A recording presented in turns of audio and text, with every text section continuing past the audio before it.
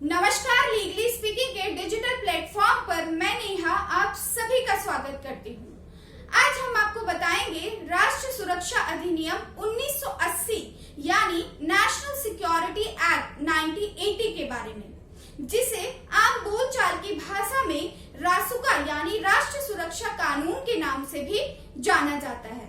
सबसे पहले हम आपको बताएंगे कि रासुका की कार्रवाई किसके ऊपर और क्यों लागू की जाती है। राष्ट्रीय सुरक्षा कानून के तहत उन व्यक्तियों के विरुद्ध निरोधक की कार्रवाई की जाती है जिनसे देश की सुरक्षा, प्रतिरक्षा, एकता, अखंडता एवं आवश्यक सेवा आपूर्ति के लिए खतरा बन सकते हैं, या ऐसे व्यक्ति के खिलाफ रासुका की कार्रवाई की जाती है जिसके द्वारा लॉ एंड ऑर्डर को बिगाड़ने की आशंका हो। हालांकि रासुका जब से लागू हुआ है तभी से विवादित रहा है।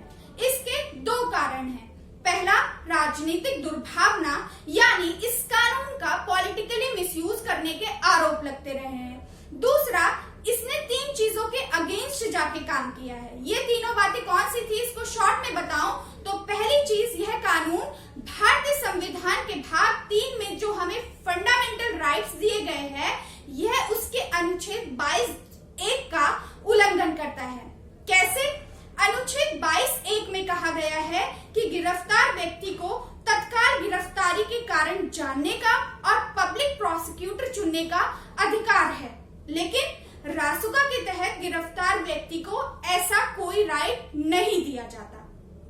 दूसरा, भारतीय दंड प्रक्रिया संहिता 1973 यानी CRPC क्रिमिनल प्रोसीजर कोड की धारा 56 और 76 में कहा गया है कि गिरफ्तार व्यक्ति को 24 घंटे के भीतर निकटतम मजिस्ट्रेट के पास प्रस्तुत किया जाएगा, लेकिन ये राइट्स रासुका के तहत गिरफ्तार व्यक्ति को नहीं है।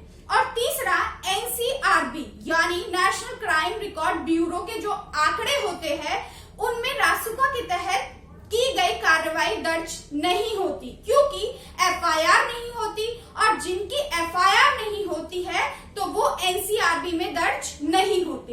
तो ना तो इसके आंकड़ों का विश्लेषण होता है और ना ही कोई व्याख्या की जाती है। तो इसलिए रासुका शुरू से ही विवादित रहा है। ये थी कुछ जानकारी राष्ट्रीय सुरक्षा अधिनियम 1980 से जुड़ी।